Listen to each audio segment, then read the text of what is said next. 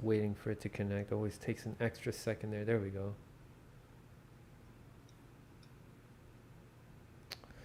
All right, what's up, everybody? Franco here with Frank Analysis. I'm back. I'm live again. Today we have another great guest.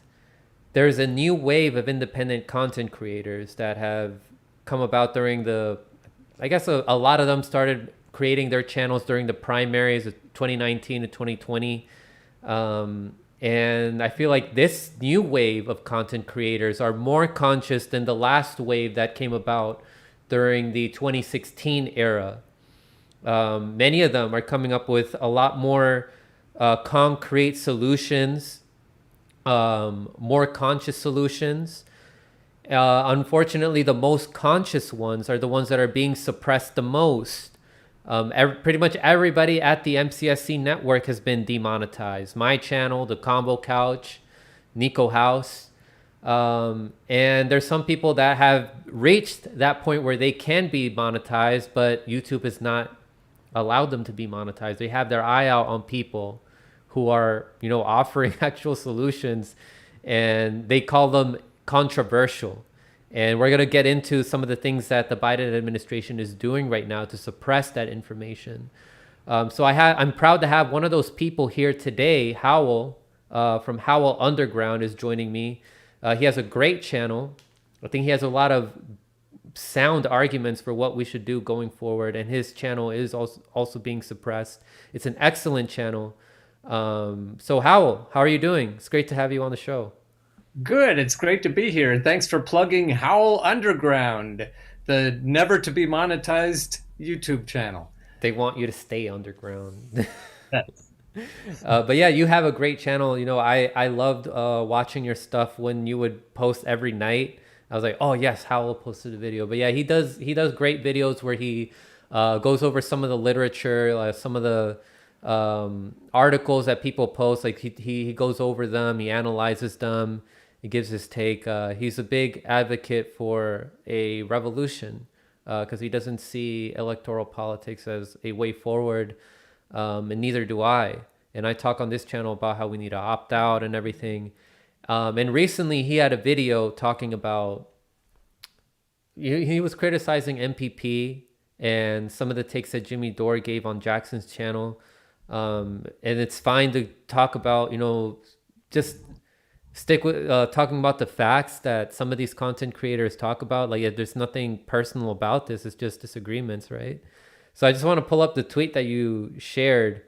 So you put this up right before you made your video, and you said, Jimmy Dore, Jackson Hinkle, if you want a third party, call it the voting won't solve anything. We need a revolution party. Hashtag general strike, hashtag revolution now, hashtag riots. So you want to tell us a little bit more about your take there? Yeah, I was noticing that Jimmy on that same show and I put that in the show notes of the video you're referencing. On that same show, he said that people have attacked him for telling the truth and called him divisive. He's being divisive when he calls attention to the faults of some of our favorite progressives. Like when he attacks Bernie or AOC, he gets a lot of pushback and he gets called that he's being divisive. And then he goes on and says that people who attack MPP are acting in bad faith. In other words, they're being divisive. So it's like, you can't have it both ways. Mm-hmm. If you're going to attack people for criticizing your baby, MPP, and call them bad faith actors, I think you need to look at your motives when you attack in good faith the people who deserve to be attacked.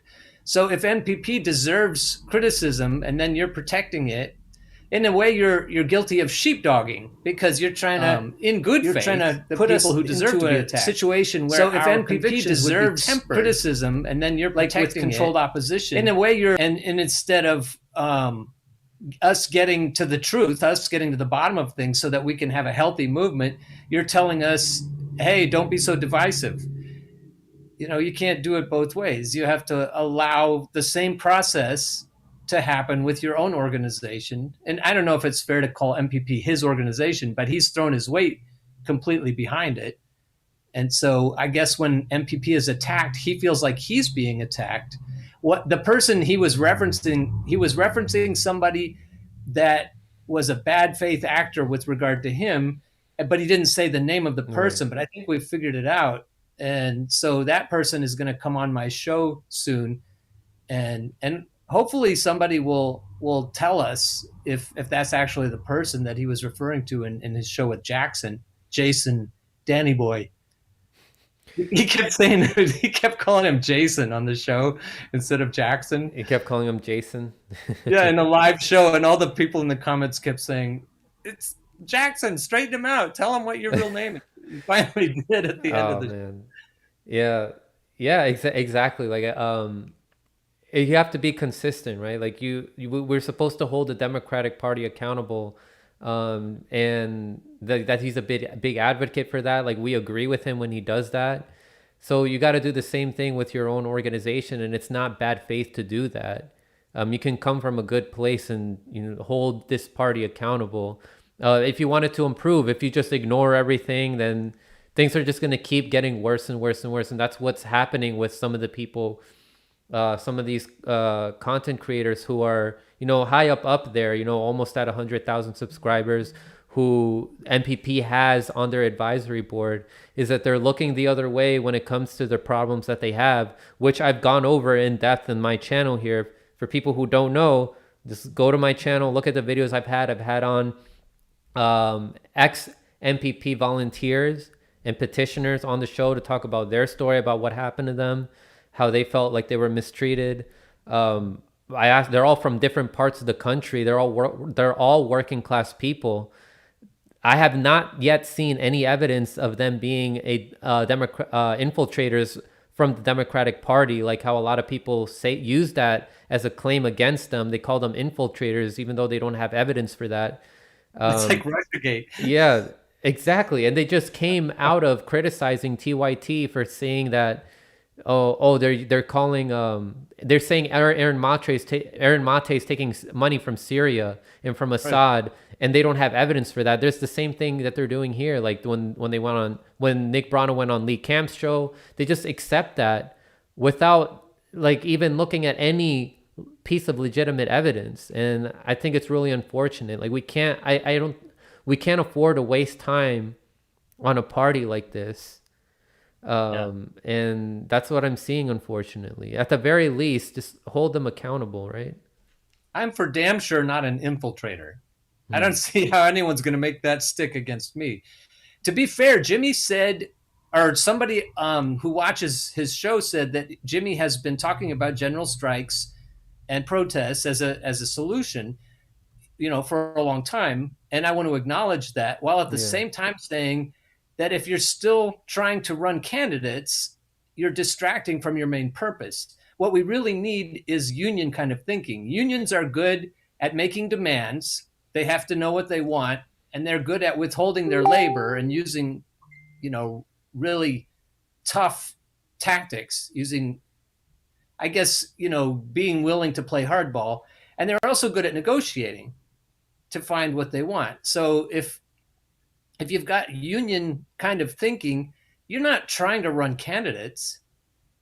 You're not Hmm. trying to figure out an electoral solution to a problem. I mean, after the smoke clears and after the rubble is cleaned up, then you can say, okay, this is the kind of system we need. Maybe even go into it with that, but you're not trying to elect people to a failed system. You're not trying to get as many people into a failed system as possible. You need to dismantle that system and then figure out how you're going to govern, or figure out how you're going to govern outside of the failed system and then have a revolution. That's probably even better. But if you're shepherding people, well, let's talk about traditional sheepdogging. Like, even go back to Jesse Jackson and people like that who have been known sheepdogs, or talk about Noam Chomsky, if you want to talk about a known sheepdog, who are trying to get us into the Democratic fold so that we won't start shit, so that we won't cause problems. And then you look at MPP, you can see similar motivation.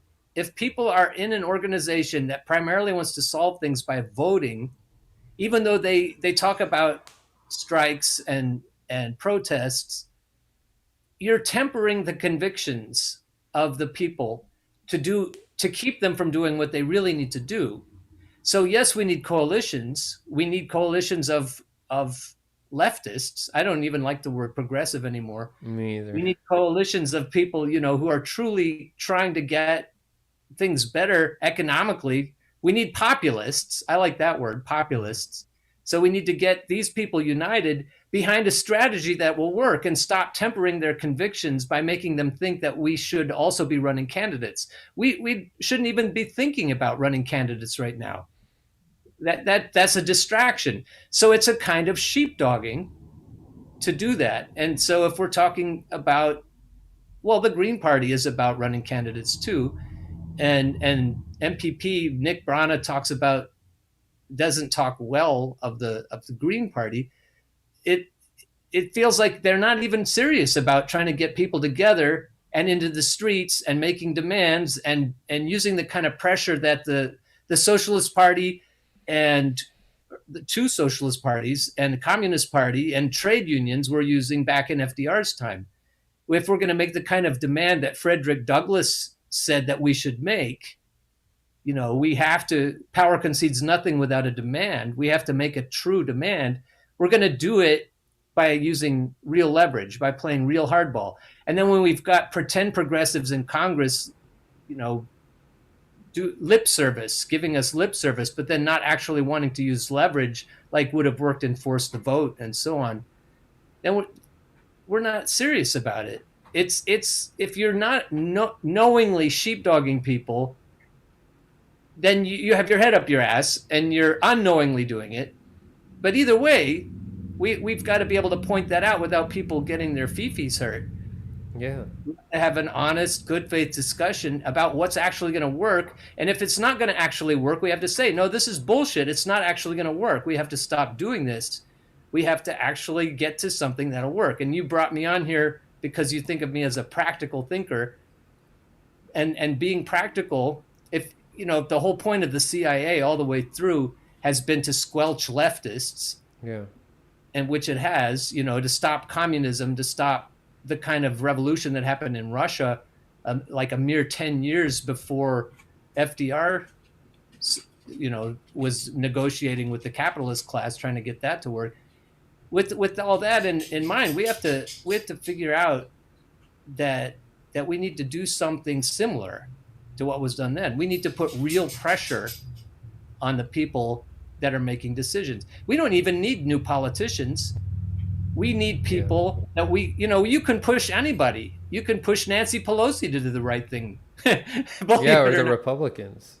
Yeah, any of them. It doesn't matter who's in office.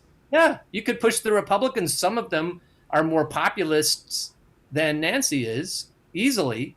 There are quite a few Republicans I feel like we could push more easily in a better direction than some of the diehard blue dogs.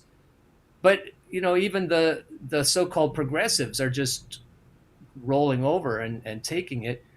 If we want to get the job done, maybe the best chance we'd have is pushing the progressives. But I think we can push anybody. We don't even need new elected officials. We just need to figure out how to push them harder. Yeah, I 100% agree with that. And what? Let's also talk about how the system is set up to make it impossible for third parties to succeed, and making it impossible for a progressive or quote unquote progressive to become a president or to even make it far. There's like some behind the scenes negotiations that I feel happen with some of these people that run as progressives, and then we see them like lay with their belly up when they're in Congress, and they don't actually do anything. They're just tweeting all day, which now they're called like hashtag tweet squad, because that's all they do. They don't actually write any legislation. They just virtue signal on Twitter. But more harm than good, because they distract us from, they make us think that what they're doing is actually going to solve something. Exactly. And then we have people that are running like that are PRs for them, like like people like Sam Cedar and Vosh and all these people. They're like, oh no, we got to protect them. It's about personality. So I feel like some of these channels that promote third parties are still making it about personality, but they've transferred it over to these groups, like these third parties, that aren't actually, they don't have a concrete plan for how to overcome these major obstacles that they have to overcome in order to become legitimate. And with Money is HR1 and everything, yeah, it's impossible for them. money is the biggest issue. So if you can buy out the progressives and have them calling Nancy Pelosi Mama Bear, if you can corrupt people that go in there with good intentions. I think AOC did go in with good intentions, but then she got sucked into the power vortex, and that's money and popularity. I think she's kind of subject to that. But if that can happen to her, it could happen to, well, Justice Democrats. How has that turned out? Yeah. And then also anyone the MPP puts forward, as long as it's legal to buy politicians, then who cares what party you're from? You're still going to get Yeah. bought if you have any kind of influence. So it's all just a losing prospect until the laws are changed and it's not possible to buy politicians and we have something more like a direct democracy. Yeah, and we don't have time. Like, how long is it going to be until we get like third party candidates, like enough of them on there to actually implement enough pressure? Meanwhile, like, look at what's happening with our environment. Look at what's happening with like these tensions with countries like China and Russia, like Yeah. for a nuclear catastrophe. Like, we don't have time for that. Like, we need to take action now, direct action on the ground. We need to opt out of the system, and we got to stop relying on other people to solve our problems for us. Right. And the criticism that I hear from some people who defend third parties are like, "Oh, why don't you create your own third party?" Like, some people don't have time for that, or some people tried with MPP and then they were mistreated, and Yeah. that they told their stories. It's safe to say it would never work. It's safe to say it's like incrementalism. And you might even cynically, if you're as cynical as I am, say it's designed not to work. That's what sheepdogging is supposed to do. It's supposed to keep us from getting to anything that will actually work. When incrementalists say, okay, we need to keep in the game, we need to keep our committee assignments, we need to keep our contacts, with powerful people, and then slowly but surely we're going to proceed, we're going to make progress towards the goals. Joe Biden, the new FDR, he's going to get there. He's going to get there eventually because our intentions are so good. But how many hundreds of years need to go before we figure out that that's bullshit? That's never, not even intended to be the case. So the people who tell us, you just have to be patient, you just have to let us keep our committee assignments and work together with the assholes that are actual in front of your face assholes instead of the behind your back assholes that are never going to do anything anyway. Eventually you have to realize not only would it not happen in time, but I think you don't even have to be cynical to say, no, it's intended never to happen. That's the whole point. It's not supposed to ever happen. So Yeah. unless we take matters into our own hands, it's not going to happen. Yeah. And we don't have much time left. Yeah, we gotta stop hero worshiping and realize that the true hero is like within us. Like, we are the ones that have to save ourselves. No one's gonna come out and like save us. Like, it has to be you to take action. I had Jimmy on the show. I told him like my thoughts on MPP, and he said, he said that if he criticizes MPP, that he feels like he'd be punching down, but that's not the case. Like, No. they're putting themselves there as this, new party, right? They're supposed to be something big. They're supposed to be bigger than him. Jimmy's just a content creator. This is supposed to be a national party, and he'd be criticizing them, from the perspective of the people who were trying to help MPP. So he'd be punching up. He'd be helping these people that volunteered, and to hear their story. And again, like, the evidence of them being like infiltrators, I have yet to see it. Just hear their stories, and if they truly are infiltrators, and then they'll get exposed eventually. But I have yet to see that. Yeah. I'd say it's safe to talk, or it's a good point to talk about normies and comfies. I use the word comfy all the time because there's pressure on Jimmy. There's pressure on David Dole and Sam Cedar and Vosh. I call him Vosh, the sheepdog. There's pressure on them I can't even say Vosh anymore. I just always call him Vosh the Caleb sheepdog. Maupin calls him Jabba the Bosch. And people get stuck in his lair or whatever Jabba the Hutt had. Yeah, yeah, he's pretty. I don't know when he's debating people. I think he uses unfair tactics sometimes, Yeah. but he's good at it. But the point is that normie people who watch those shows also apply a kind of pressure, unlike or not unlike the money pressure. Like if you and it is money pressure indirectly. If you've got big donors like the Young Turks, like Jeffrey Katzenberg and the $20 million he helped raise for them, and Jeffrey Katzenberg is directly connected to the DNC machinery and the CIA and the military intelligence complex. So there's Cenk now an apologist clearly because of the money, and it's easy to follow that trail. But people like David Dole are harder to figure out because what they're trying to do is appeal to comfortable, so-called progressives or so-called liberals or whatever you want to call them, people that are more on the left than conservatives. And if they don't like what he's saying, they won't keep subscribing. And so his money flow will abate, or he'll get demonetized, like you, or not allowed to be monetized like me. And what'll happen is over time, and Jimmy, I think, may feel this kind of pressure too. If he punches at something that Cornel West is in favor of, if he punches, I mean, he'll. I think he's brave enough to punch at Cornel West, if he wasn't directly connected to MPP.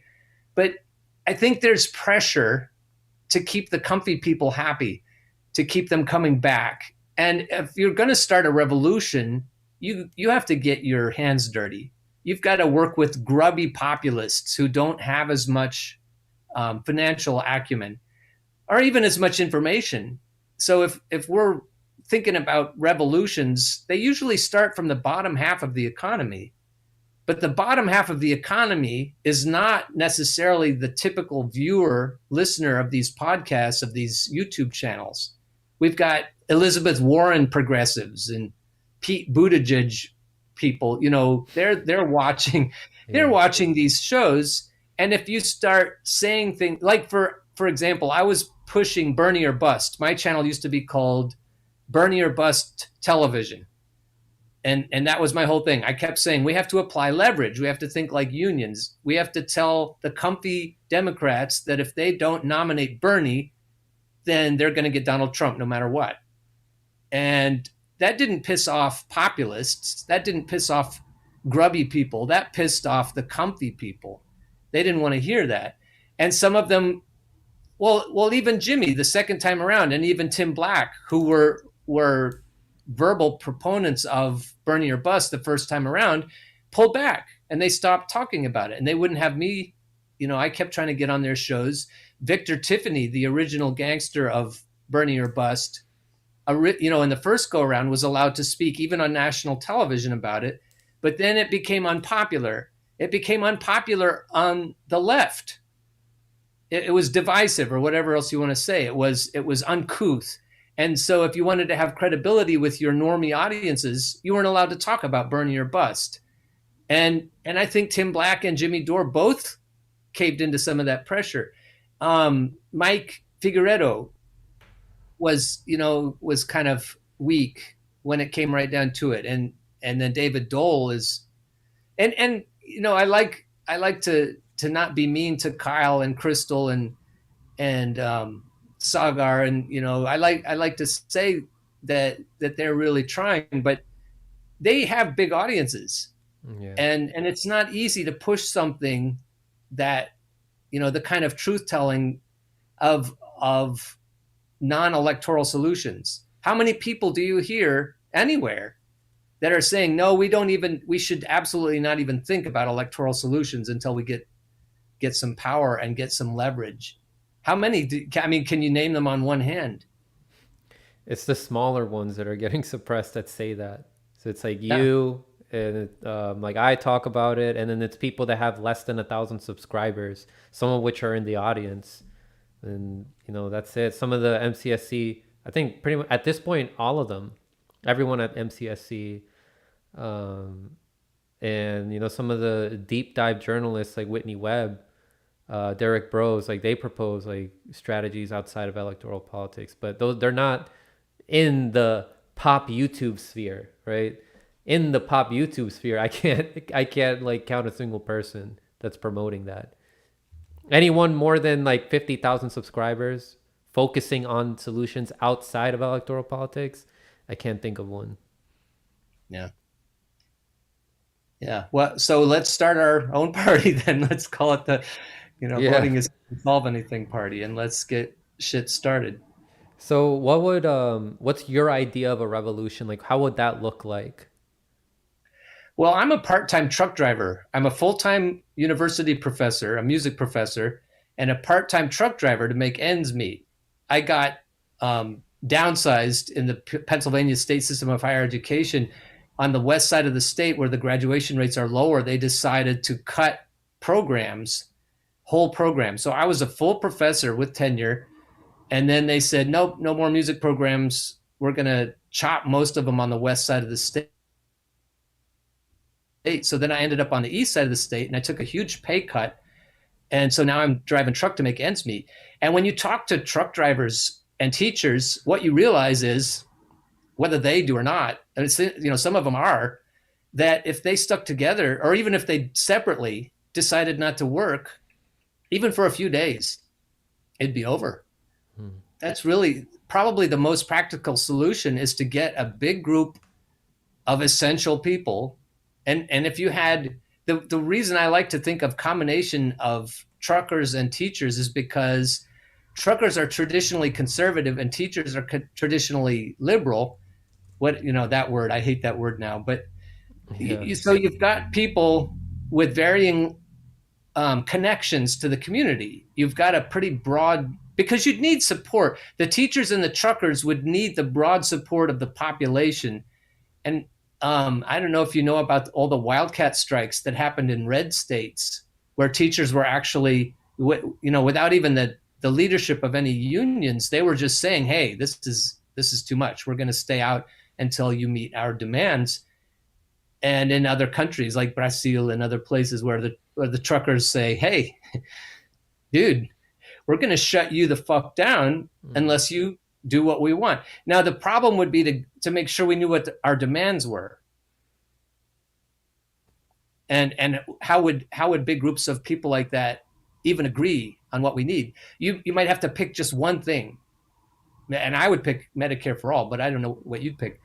But you'd have to have a demand that was very easy to agree on, and then you just have to stop working until you got it. And then everyone would say, "Oh, that's how you get things done. That's, it's not incremental. It's not, oh, we got to work this assignment, this committee assignment, and that, person that we know across the aisle. We just have to stop working for a few days. We'll get all the COVID relief we need. We'll get all the rent relief we need. We'll get all the prescription help we need. We'll get good schools, and just, but start with maybe one or two things and just say, this is it. This is it. We're just not going to work." And you wouldn't have to then go into the streets. You could stay safe, because it's dangerous to go into the streets, because not because the people are violent, but because the authorities that would crack down on the people are violent. Yeah. So the reason things happened in 1968 was because of the protests, and without the protests, the Civil Rights Act wouldn't have happened. And so that's the answer. We've got to be organized enough to withhold our labor, and to make clear, cogent demands, and then be willing to stay out, away from our work, as long as it takes. And that's the reason they don't want us to have Medicare, because if we have Medicare for all, then we don't have COBRA. We don't, because it's easy. It's easier to strike if you have medical insurance anyway. Exactly. That's probably the main reason Joe Biden has always been against it. And the same thing with Social Security and other safety net things. It's a lot easier for people to exert their will and to be autonomous from their employers if those things are guaranteed by the government. Then the employer doesn't have as much leverage over us. we're kind of puny and without, and that's why both conservative Democrat, well, every Democrat, that's why all the Democrats and the Republicans haven't done what it takes to get us the kind of government offered help we need to feel secure, even if we don't have a job. Yeah. Yeah, exactly. They're that's why like all of them, all the politicians don't support Medicare for all because it makes it if we have that covered, then it makes it so much easier for us to get out and protest, like how other countries do it, Yeah. who have healthcare. Like for example, France. Look at what they do. And I remember Jimmy was promoting like a yellow vest movement. I don't know if you remember that. Like he would wear it on his show, and Grandma would wear it, and they'd wear it to their live shows. Like what happened to that? Yeah. That used to be a focus. I used to do that too. That on Facebook, I think I tried to start a yellow vest movement. I think I called it the green vest movement because I can't tell what color those vests are anyway. And it would Oh be yeah, cool some if, of them are green. yeah, if we could tie it to the environment somehow. Like, and I haven't mentioned that as a demand, but we absolutely have to Mhm. make a demand in terms of protecting the environment. And then this is like on top of that, like when people also go on the ground, like you mentioned, like some people just like not going to work, but when people go out on the ground and they go to events, like for example the ones that I'm trying to organize, or the ones that people on my Discord are starting to organize, like they're starting to organize more events around Assange. And then they Good. can collaborate with other people that are protesting for other issues, like for like against censorship, or like what happened in early January with Forced to Vote, and then those people went to those same people went to the protests in support of Julian Assange and freeing him. We can get more than that. Like it's expanding now across the country. Like all these different events, like the March for Medicare for All, which I just had Savage Joy and Ricky Rance to talk about. Like they can collaborate with other movements. Eventually, when we have all these different movements collaborating with each other, we can get, a general strike. Like we Yeah. can all coordinate with each other to do that. And then when people go to these events, they realize how much they have in common with each other. And then from there, we can get with the election integrity activists, which will play a huge key role in starting a third party. Like if people want to start a third party, that's how you can start one. Having people who understand how the system works, and so it has to be combined with all these people already realizing that they have things in common, that they all have to come together. But what I see with MPP is they're putting the cart before the horse. I don't know if you also see that. Yes. If you think about it, the reason Martin Luther King and Malcolm X were murdered, most likely, I think Bernie pointed out that what they were calling for is poor people's marches, and Bernie was calling for that too, and uniting poor people, because you said we need to see what we have in common, and you have to think, well, what is the main thing? And there were the Black Panthers were working directly with rednecks. They were working with white militias. That was dangerous. I don't think the CIA liked that at all.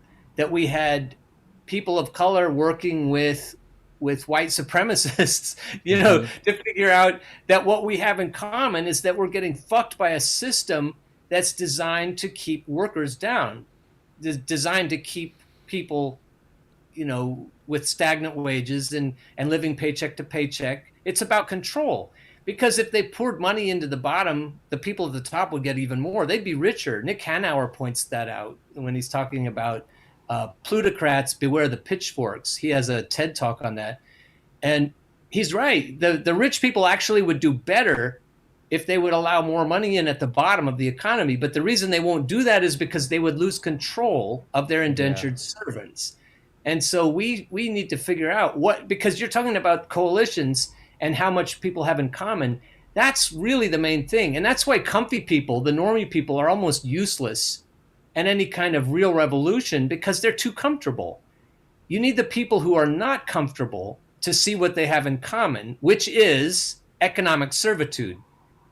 Our environment is being destroyed, and all the other problems with race and gender and trans rights and LGBTQ plus rights and all that. Those are all important issues. But if we united behind economics, and like George Carlin would teach us, you have owners, they own you. If we would figure out how to get those owners out of power, it's pitchforks and guillotines that are going to solve it. And what we have in common is our economic plight. The bottom 90% of the economy is worse off since 1950 and 1970s too. The whole bottom 90% is doing worse than they would have with fair economic policies. So why can't those 90% of people unite?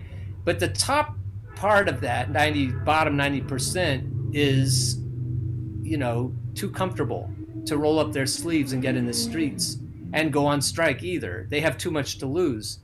So if we're really going to get this job done, we pundit people, we independent journalists, or I'm not a journalist, but the independent journalists and the thought leaders that really want a solution, who speak the way Bernie and AOC have spoken, they need to realize that the normie people aren't going to do it. We need to focus our information dissemination on uncomfortable people, on people in swing states whose jobs have been shipped overseas, and people in the inner cities, people in Baltimore who lost all the manufacturing jobs, in Detroit and all the places where there used to be decent jobs for people of all colors. Those are the kinds of lines we need to unite along. It isn't about race, it's about class. And Jimmy has that right. It is, that's what he said the MPP is about. It's about class first and foremost, but then all the messaging is for people who are comfortable. That's what I see also. How do we get the message to the less comfortable people? Like via YouTube or Twitter. I don't see that as an easy, I don't know if that's, maybe we need to be creative and figure out how to get the messaging to people who aren't as comfortable. Why do we work so hard getting the normie people the message? I don't see enough of them on the ground, trying to recruit people on the ground, talking to activist groups and having these activist groups work closely with them. I'm not seeing that. Yeah. Not with people. Yeah, no, not at all. They're more focused on trying to appeal to the people that watch channels like Jimmy Dore's show. But I mean, there's nothing wrong with that, but you have to do more than just that. You have to do more than just go on like a tour of independent left news shows. You have to also go on shows that are on the right. You have to go on the ground. There's so much you have to do. We have to reach truck drivers. Yeah. The message has to get to truck drivers. It has to get to Amazon workers. It has to get to essential workers and teachers. It has to get to everybody who can cripple the economy. 100%. The normie people aren't going to do that. 100%. I want to ask you about the Black Panther Party. What are your thoughts on them? And do you think that there's things that we can learn from them? For example, organizing, like by opting out of the system and forming communities. What are some things that you think we can learn from them? Maybe the biggest is that they took care of their community. Financially, medically, they were a huge benevolent organization trying to help people survive, with their rent and with everything else. They were there. What are your needs? Let me help you. Let's figure out what you need. Let me watch your kids while you go to the store. That was, but on the ground, that was, we're here to take care of our people. And then when you do that, and Bernie did that too in his campaign, he was out in the countryside and in poor areas trying to listen to what the people need. He was trying to say, what do you need? And I think that was the right track. You need to be out there compassionately hearing the problems and trying to help solve them. And that went across race lines with the Black Panthers somewhat, eventually, and as people started to figure out. And if that could happen, if people would use all of their zeal and fervor that they use to organize and to help elections be fair and all that, if and I don't want to shit on that, because we do need free and fair elections. But until we have some power, we're not going to get that either. But what we most need is to take care of each other economically, to take care of each other's medical problems, to make sure we have childcare, to make sure we have good schools and good infrastructure. And if that were the focus, maybe a philanthropic kind of outreach. So you start with the Black Panthers. I think that surprises people. They weren't just militant. Hmm. They were philanthropic. And that may be the most important thrust. Yeah, and they were willing to work with anyone. Well, and I'm in a Black Panther study group right now with Skeptical Mantis, who's in the chat right now. He also has his channel. He interviews people on the ground.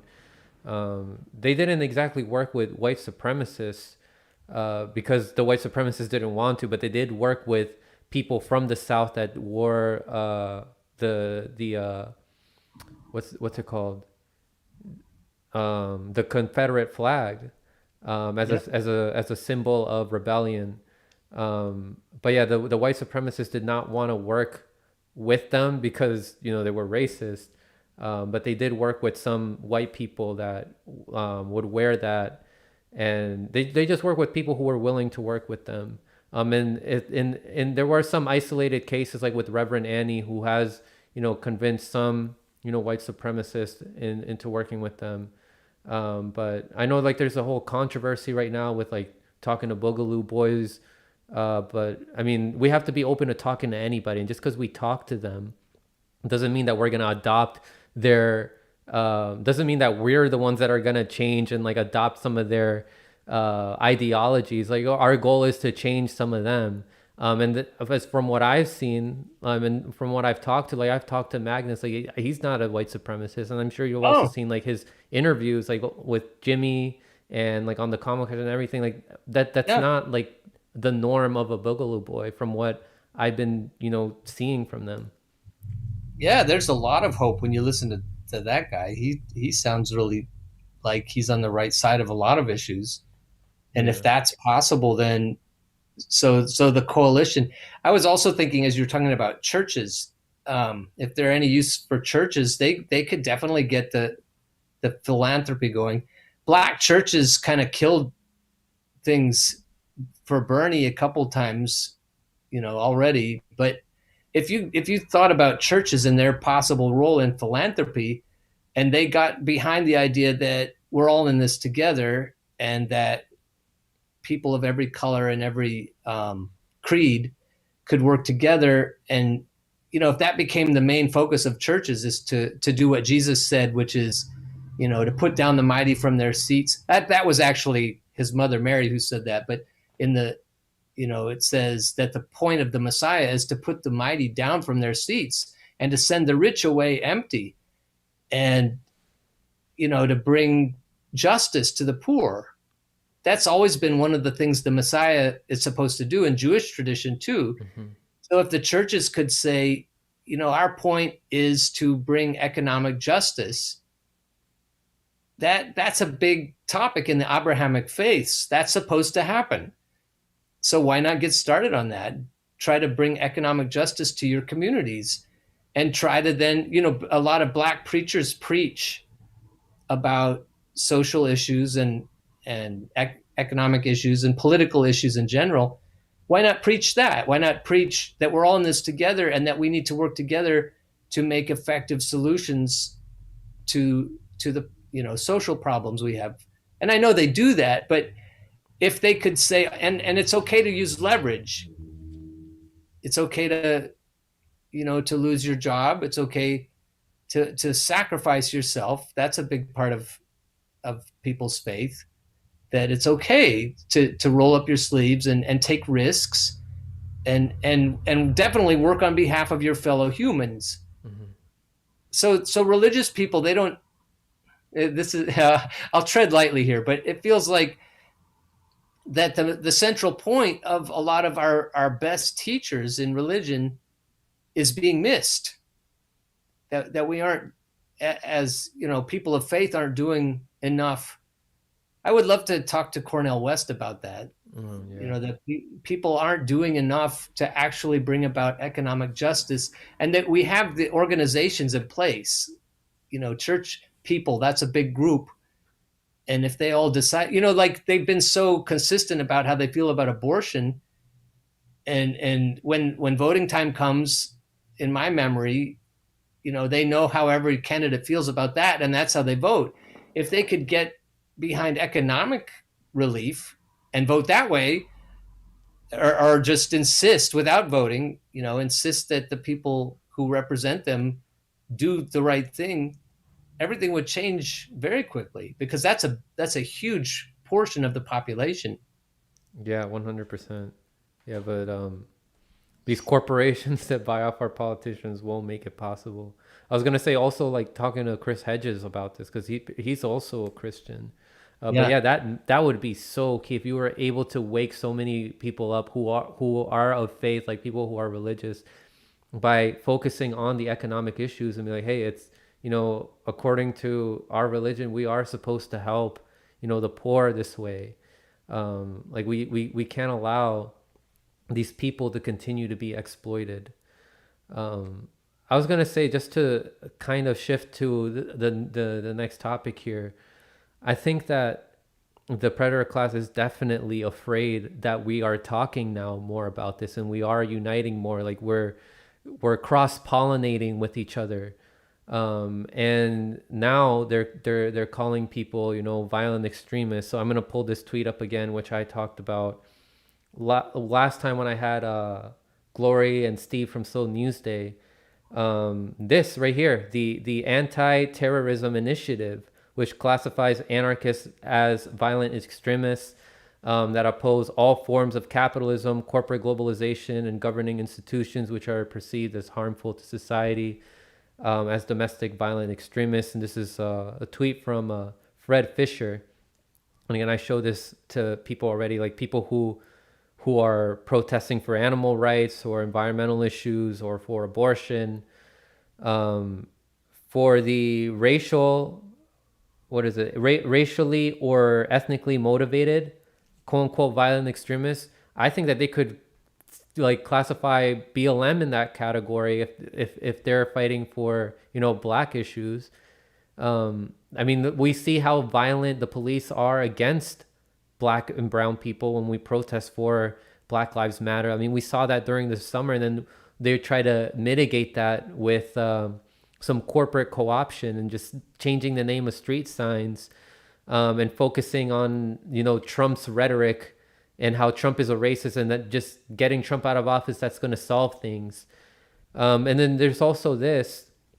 And yeah, Clint Klippenstein, he's a Russiagator. He's an opportunist who works for The Intercept. But I thought that this tweet that he put out was important. It says the new military training document calls socialists a terrorist ideology and lists them alongside neo-Nazis amid Pentagon crackdown on domestic extremism per counterterrorism training material leaked to me.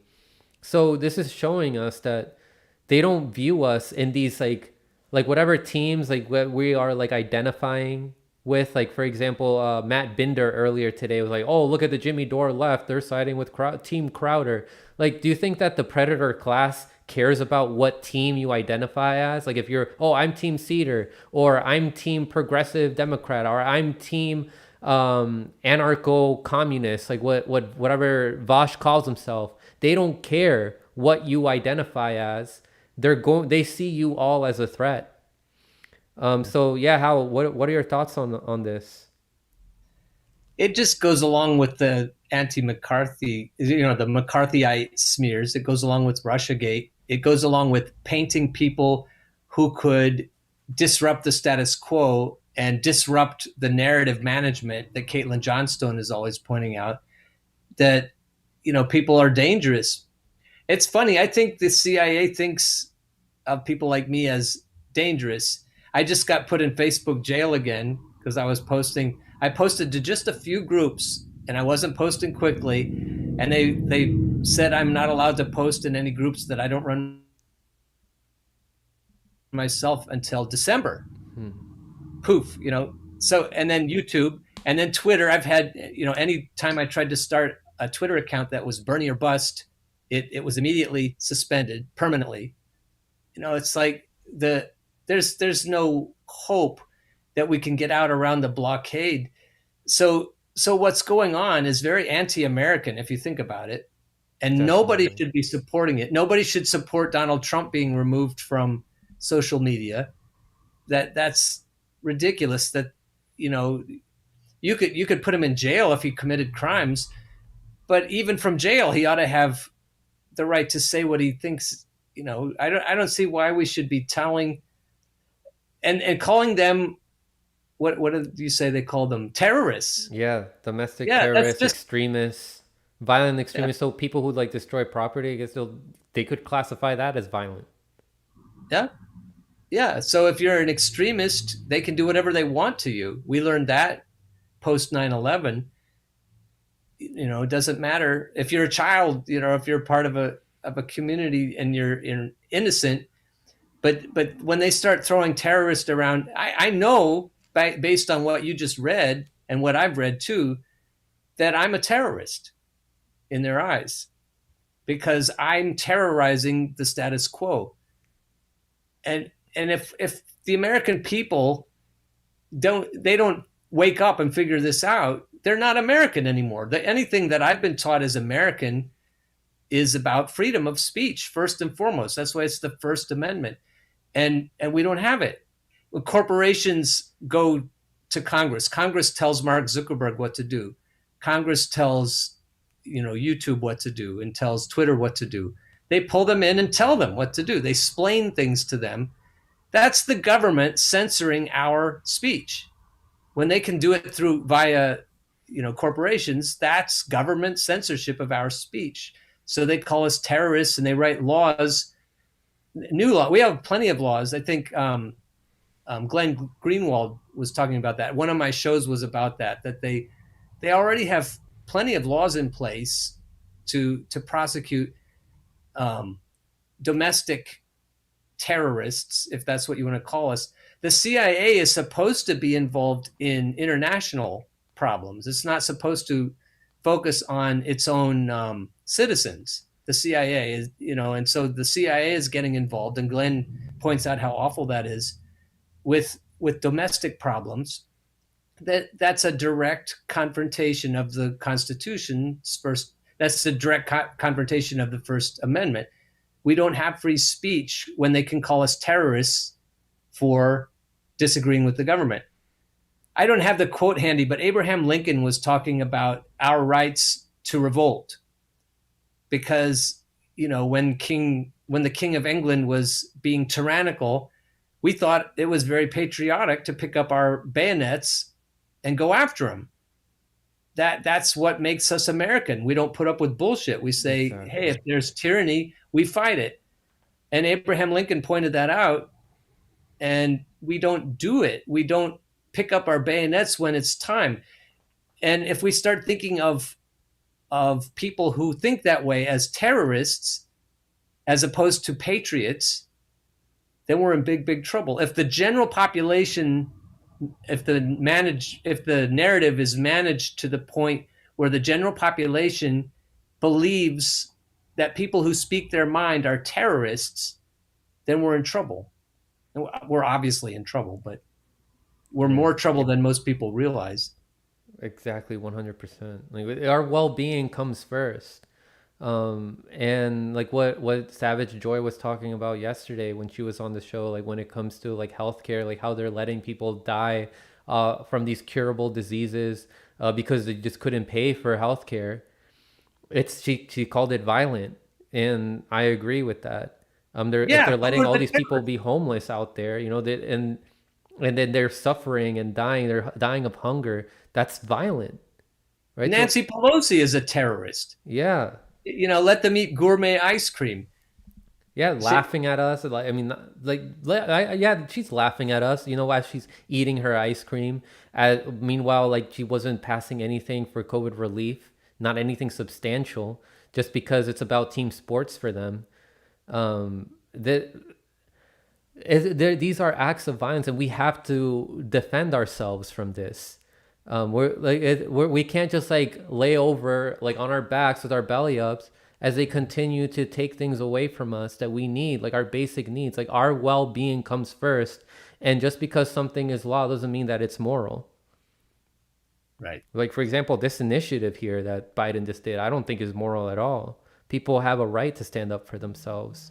And we were just talking about free speech. Look at what just happened earlier today. This was 6 hours ago. Let me pull this up for people. Richard Medhurst tweeted this out. And I know that Robert Inlakesh is probably also talking about this since he works for Press TV as well.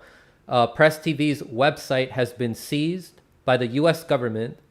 Look at these gangsters. This is America's so-called freedom of speech and democracy. The United States is a criminal organization. They're scared of anti-imperialist and pro-Palestinian outlets, so they shut them down.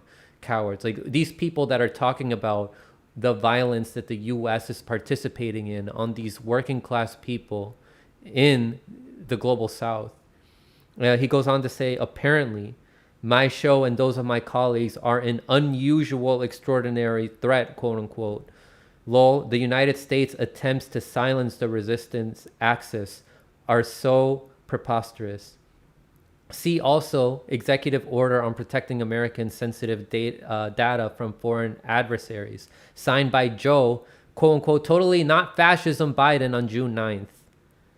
And he goes on to say, what gives the United States the right to decide what the rest of the world can consume and delete a website in Iran with all my work for TV and the tireless work of my colleagues? This just proves our point about America's criminal, imperialist behavior. The fact Biden uses the national emergency law to silence Press TV and other Arab and Muslim networks just shows how scared they are of anyone criticizing the US. They don't want anyone to know the truth anywhere. What cowards.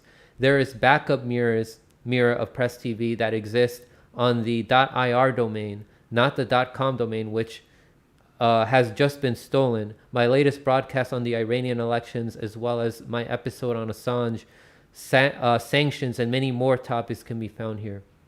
So there are other ways that you can find Richard Medhurst's work. I'm sure there's other ways you can find Robert Inlakesh's and other people who work for Press TV's work. But this is absolutely disgusting what the United States is doing. They're silencing these voices so that we don't see the evils that they do to other people in other countries, which does directly affect us. Foreign policy is domestic policy because as they're stealing resources from these other countries or negotiating these weapons contracts, these corporations that pay our politicians are becoming more powerful so that they can pay these politicians even more, so that they can implement policies that hurt us even further. That's right. And we're all in this together. Yeah. Caitlin Johnstone, they would bomb her, I think, if she had a bigger following. But she's always talking about how criminally insane our psychopathic leaders are. And if you think about it, the leaders of the United States are multinational corporations, and they're calling the shots. So it isn't, I mean, it's fair to say that the United States is oppressing the entire world, but really the multinational corporations are using the United States and the intelligence complex to oppress workers everywhere. So it doesn't make any sense to say, well, at least we have it okay in the United States. We don't. Our government hates us too. But how do you like being part of a so-called representative government that's oppressing the rest of the world? Isn't it embarrassing? Wouldn't you rather? When I watch Richard Medhurst, I always cringe because I'm part of the problem. What he's pointing out, and same with Caitlin Johnstone, who's in Australia, I always feel embarrassed to be an American because, you know, these leaders who are bombing the shit, leaders like Obama, who are bombing the shit out of other people, are doing it in my name. And so Richard starts talking and he speaks the truth, and he calls a spade. He just lays it out there, and I cringe because I'm culpable. Yeah. And you know, I don't have anywhere to hide. It's my fault too, because I'm too comfortable to I'm doing more than a lot of people, but I'm still not doing as much as I could if I guess if they were my own children being bombed. I feel like that we're all culpable. We all have our hands dirty, and especially if we're U.S. citizens, we have our hands dirty by allowing our own government to oppress the rest of the world the way it does, and to oppress its own people. Like if we're in the top half of the economy, and the country is treating, our government is treating the bottom half of the economy like shit, especially in COVID. But we're okay. Our Uber Eats are delivered on time. It's we suck. Yeah. If we don't work with everyone else to get things right for the bottom half of the economy. Yeah, that's a great point that you bring up, and it's a harsh reality that I think a lot of us would agree with. Is that if those were our children that were being bombed in Palestine, in Syria, in Libya, I'm pretty sure people would be doing a lot more. And I personally think I would be doing a lot more if those were my children, or if that was my parents or siblings. Iran, yeah, like we that's why the best, I'm trying to do the best that I can, but at the same time, the truth is, yeah, a lot of us here in the US are, comfy and privileged. I do like urge people, like one thing that a good step forward that you can do is, at the very least, join a Discord where you can interact with other people that are like you, as awake as you, and you guys can transfer information to each other and wake up even more. And you meet people in your community, so you can organize something like an event locally on the ground. Are you familiar with Discord, Howell? Yeah, I got in an international debate on there about Bernie or bust. There was a guy from England that was on my team, and there was a guy from the U.S. and a guy from I think New Zealand or Australia on the other team, and we went at it for a while about, I think it was a standoff, but they may disagree about why it's a good idea. They were using logic that Vosh would use about why it wasn't a good idea to be Bernie or bust, and like having a temper tantrum and banging on your high chair. And we were saying that leverage is the only way to get anything done. That was my first, that's why I have a Discord, is because of that. But I've been in a couple of other, 3 or 4 other ones. I haven't been very active though. Yeah, I know someone who could probably help you out, like for your channel, like you can have like your own community there. His name is Independent Left News. He helped me out with my Discord. We could talk about it after the show. Yeah, that would be awesome.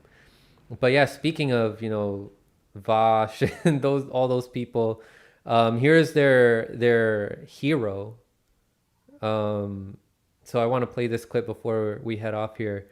But just look at how useless these people are. Let me adjust the audio here so that you can hear it.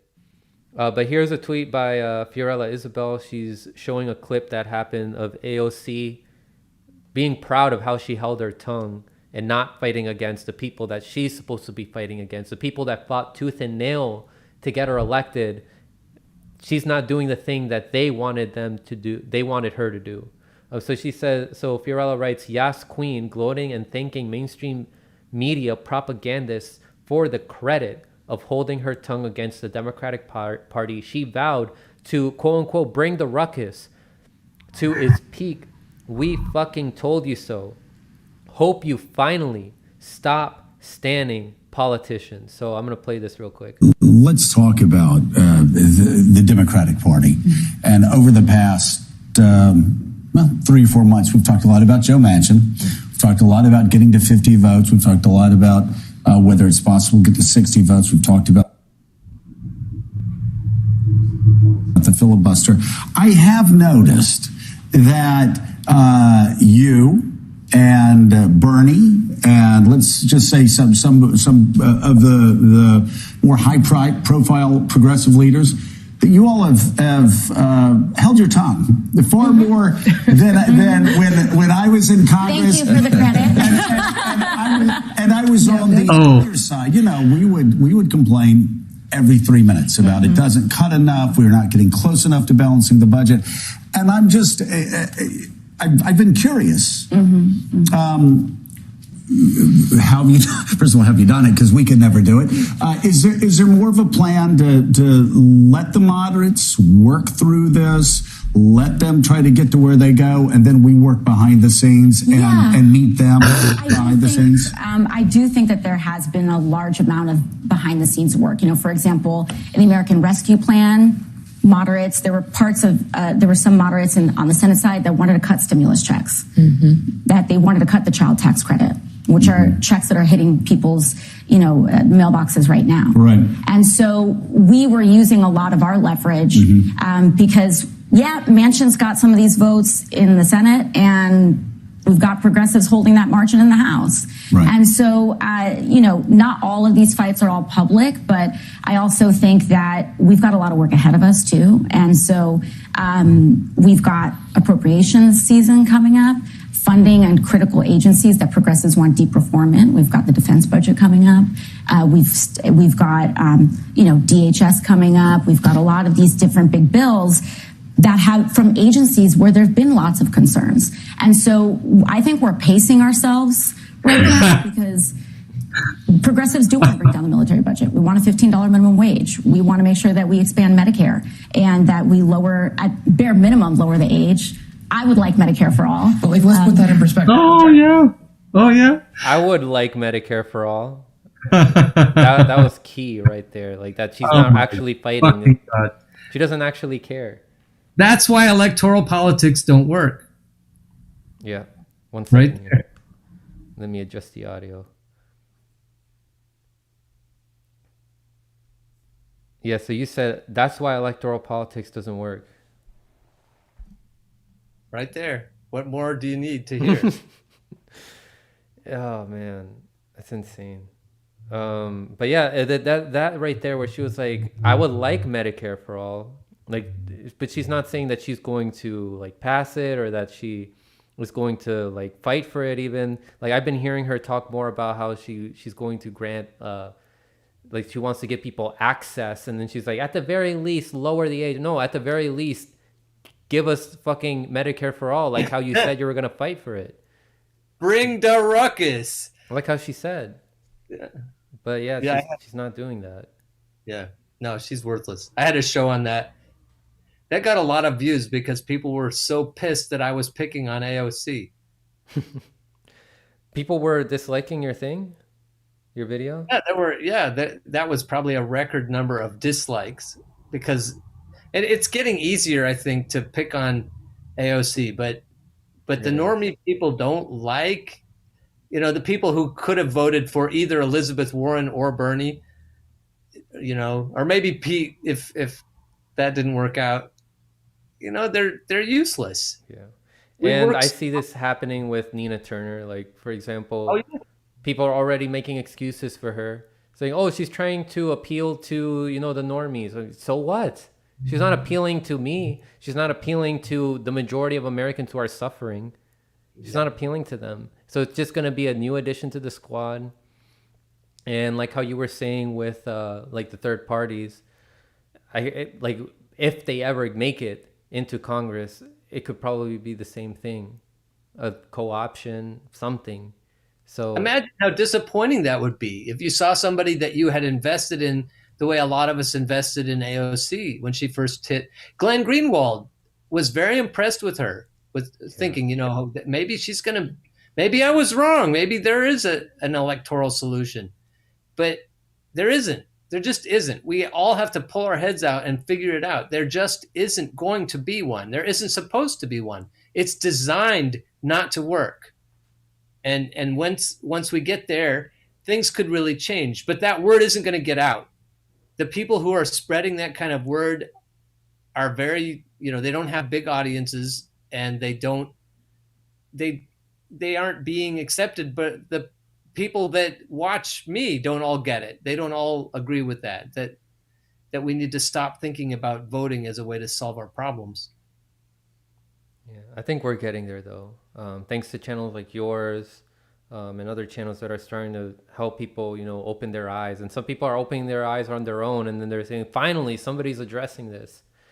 So yeah, I think we'll get there. We just have to keep exposing what doesn't work, and we gotta expose them before they become too big and people have another huge disappointment, like how they had a disappointment with the Fraud Squad. The same thing can happen with these third parties that aren't actually fighting for us. I think people are already seeing it with the Green Party, and we saw like how insignificant they were in a national election with the lackluster Howie Hawkins. But yeah, I had him on my show. oh, what happened? I mean, he said some good things. He took a lot of the right positions. I had a couple of quibbles with him, but I said I would much rather vote for him than anybody that was running inside the Democratic Party. Yeah, but their messaging is just like, oh, we gotta knock on more doors and blah blah blah. Like tell people, Yeah, like, right. and it's like this is one thing that Jimmy Dore says is he's like, oh, imagine if we could just get everybody to vote for a third party. And like that's like the same thing as saying, imagine if everybody could just get together and vote for AOC, or I mean more people like AOC. Like it's the same thing. Like it's not gonna be solved that way. No. All right. Howell, thank you so much for coming on the show. I really appreciate you coming on, brother. So where can people find your work? The best place is the YouTube right now is Howell Underground. And from there, in the show notes, I put all my contact information. I love to talk to people on Facebook and Twitter. And I also have a podcast called Revolution or Bust. And that's also in the show notes of the YouTube. So if you want to find everything else I'm doing, just go to the YouTube channel, Howell Underground. Awesome. And yeah, Howell's one of my favorite channels right now. Like brings up so many sound points, makes very rational arguments about what's happening. So please subscribe to his channel. I mean, we can talk after the show and try to find a way to get you onto Rockfin also, since they are highly suppressing you. But yeah, to everybody else, stay informed. Thank you very much, Howell.